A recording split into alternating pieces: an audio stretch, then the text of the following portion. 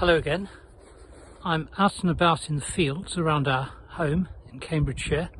We've been blanketed in freezing fog for the last 2 days, so today's a beautiful afternoon and it's quite a relief to get away from legal advice and get out and get a little bit of fresh air walking through this agricultural landscape. The crops have long ago been safely gathered in ere the winter fogs begin.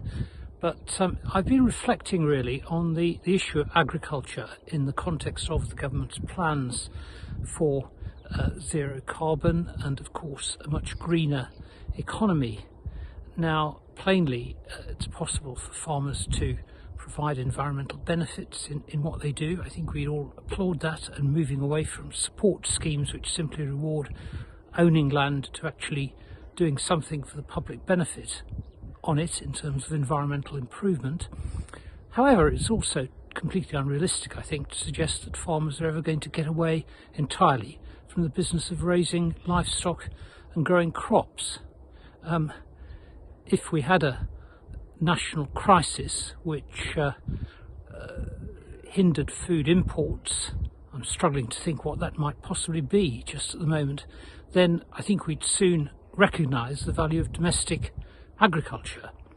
And this seems to me an area where joined up thinking on the part of government is going to be essential, particularly between agricultural policy and trade policy. What I'm thinking of particularly are, for example, controls over types of agricultural practices or fertilisers used or pesticides used, which may be entirely appropriate for the UK environment, and we now of course will be free to set our own way on that.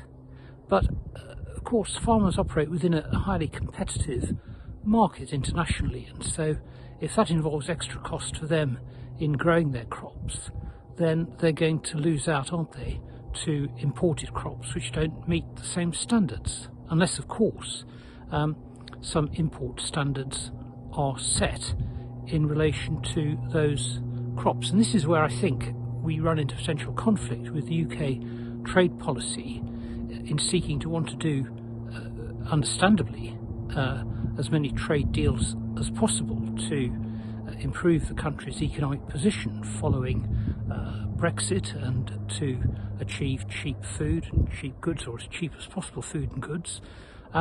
However, we are in danger of that common phenomenon of simply exporting the problem, aren't we? We see that so often, whether it's manufacturing things in China or elsewhere, or as in the past, we can't do it anymore, sending our waste to China, or sourcing palm oil from the Far East to create environmentally friendly fuels and products, but at a cost where that's grown in the Far East.